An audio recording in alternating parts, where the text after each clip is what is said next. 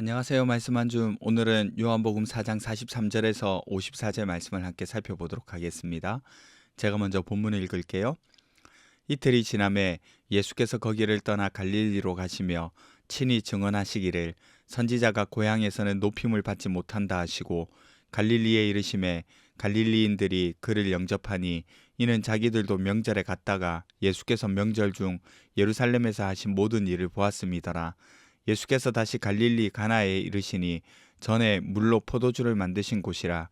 왕의 신하가 있어 그의 아들이 가버나움에서 병들었더니 그가 예수께서 유대로부터 갈릴리로 오셨다는 것을 듣고 가서 청하되 내려오셔서 내 아들의 병을 고쳐 주소서 하니 그가 거의 죽게 되었음이라.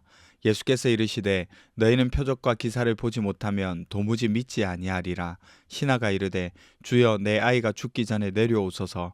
예수께서 이르시되 가라 내 아들이 살아있다 하시니 그 사람이 예수께서 하신 말씀을 믿고 가더니 내려가는 길에서 그 종들이 오다가 만나서 아이가 살아있다 하거늘 그 낫기 시작한 때를 물은즉 어제 7시에 열기가 떨어졌나이다 하는지라. 그의 아버지가 예수께서 내 아들이 살아있다 말씀하신 그 때인 줄 알고 자기와 그 온 집안이 다 믿으니라. 이것은 예수께서 유대에서 갈릴리로 오신 후에 행하신 두 번째 표적이니라. 아멘. 여러분, 성경은요, 믿음이 보는 데서 시작된다고 말하지 않습니다. 오히려 듣는 것, 더 정확하게는 그리스도의 말씀에서 시작된다고 하죠. 믿음은 들음에서 나고 들음은 말씀으로 말미암는다고 로마서에서 기록되어 있잖아요. 히브리서도 믿음은 바라는 것들의 실상이요 보이지 않는 것들의 증거라고 합니다. 예수님도 보지 못하고 믿는 자들이 복되다 그렇게 말씀하세요. 믿음은 보지 않아도 말씀을 신뢰함으로 시작합니다. 오늘 본문이 그것을 잘 보여주고 있어요. 한번 살펴볼게요. 사마리아 지역에서 일어난 일이 마무리되고 갈릴리로 가셨어요. 그런데 뜬금없이 예수님이 말씀하시는 거예요. 선지자가 고향에서는 높임을 받지 못한다라고요. 어떤 사건이 있었거나 흔히 배척당하는 일이 있었다면 모르겠는데 그런 게 아니고 갑자기 이 말을 기록하고 있습니다. 이게 무슨 맥락일까요? 45절을 보시면 갈릴리에 있는 사람들이 예수님을 환영하고 있어요. 왜냐하면 예수님이 예루살렘에서 하신 일을 보고 소문이 퍼졌거든요. 예수님이 어떤 일을 하셨나요? 성전 정화 사건, 이방인 뜰에서 장사하던 사람들을 향해서 화를 내시며 쫓아내신 사건이 있었죠. 그걸 보고 지금 예수님을 환영하고 있는 거예요. 그런데 중요한 것은 본 것 때문에 환영하고 있다는 거예요. 오늘 말씀의 뉘앙스가 그렇습니다. 그래서 고향에서 높임을 받지 못한다는 말은 메시아가 아니라 기적을 행하는 사람 정도로만 본다는 거죠. 그리고 뒤 이어지는 일도 같은 상황이에요. 이전에 혼인잔치 자리에서 물을 포도주로 만드신 일이 있었잖아요. 그 지역이 가나인데 오늘 가나에 또 이르신 거예요.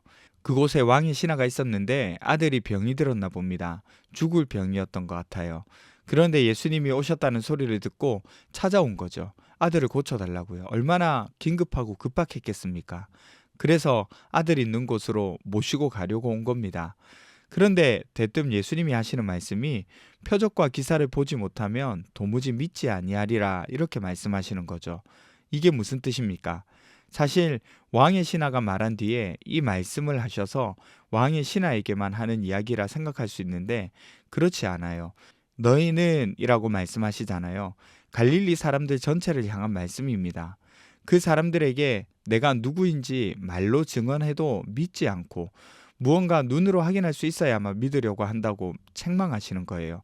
그러니까 예수님을 구주로 믿는 그 믿음의 출발점이 말씀이 아니라 기적과 같은 일이어야만 한다는 거죠. 그런 와중에도 왕이 신하는 예수님께 자신의 아이가 죽기 전에 예수님이 이곳으로 와야 한다고 계속해서 생각하고 독촉합니다. 예수님이 말씀하세요. 50절을 보시면 예수께서 이르시되 가라 내 아들이 살아있다 하시니 그 사람이 예수께서 하신 말씀을 믿고 가더니 이렇게 기록되어 있습니다. 여기서 중요한 것은 예수님이 오셔서 고쳐야 한다는 생각으로 가득했던 그 왕의 신하가 말씀을 믿고 돌아갔다는 점이에요. 이게 오늘 본문의 포인트입니다. 그렇게 예수님의 말씀 자체를 신뢰하며 갔고 그 일로 인하여서 아들은 살아났어요. 그리고 그와 온 집안이 다 믿게 되는 일이 일어납니다. 이 사건을 통해서 요한이 말하고 싶은 것은 예수를 믿는다는 것은 기적을 요구하는 것이 아니라 예수님의 말씀을 믿고 의지하는 것이 참된 믿음이라는 거예요. 그 말씀에 우리 인생을 맡기는 겁니다. 이제 말씀을 적용해 볼게요. 우리는 보는 것에 약하잖아요. 우리도 모르게 눈에 보이는 것이 전부인 것처럼 여겨져요. 그래서 마술이 신기하잖아요. 눈앞에서 사라지고 눈앞에서 바뀌고 눈앞에서 나타나니까요. 이런 사고방식과 생활방식에 익숙해지니까 우리는 믿음에 대해서도 그렇게 요청할 때가 있습니다. 마치 믿지 않는 사람들과 같은 모습으로 말이죠. 하나님, 한 번만 보여주시면 제가 믿겠습니다. 이번에 진짜 응답해 주시면 믿겠습니다. 그런데 오늘 본문은 믿음의 시작점이 상황의 변화나 기적이 아니라 말씀을 신뢰하는 결단이라는 것을 보여주고 있어요. 오늘 본문뿐만 아니라 성경이 그렇게 말하고 있습니다. 드라마틱하게 뭔가 변화가 일어나고 있을 수 없는 일이 일어나면 너무나도 좋겠지만 그것이 믿음으로 이끄는 길은 아니라는 거죠. 당장 아무것도 달라지지 않아 보여도 하나님의 말씀이 나를 향한 진리라는 사실 앞에 먼저 순종하면서 한 걸음 내딛는 연습이 필요한 거예요. 보여야 믿으려는 태도를 내려놓고 말씀 앞에 우리는 먼저 서야 합니다. 표적과 기사를 보지 못해서 믿지 못하는 그런 책망받았던 사람들의 길을 따르지 않고 보이지 않아도 말씀에 의지해서 믿음으로 나아가는 저와 여러분 되시기를 간절히 바랍니다. 기도합시다. 첫 번째는요, 보지 못해도 말씀을 신뢰하는 믿음을 주세요. 두 번째는 말씀에 인생을 맡기는 결단을 하고 순종하며 주님께 맡길 수 있게 해주세요. 우리 함께 기도하며 나가도록 하겠습니다.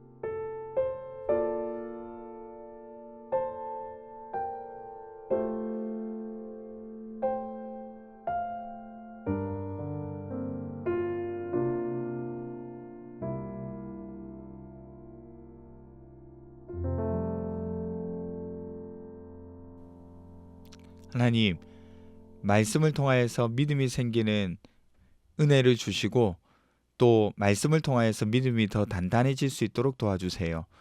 또 말씀에 우리의 인생을 맡기는 결단을 하고 순종하면서 하나님께 나아갈 수 있는 저희들 될 수 있도록 도와주세요. 감사드리며 거룩하신 예수님 이름으로 기도드립니다. 아멘. 여러분, 오늘 하루도 주님의 말씀에 우리 인생을 맡겨볼 수 있는 하루 되셨으면 좋겠습니다.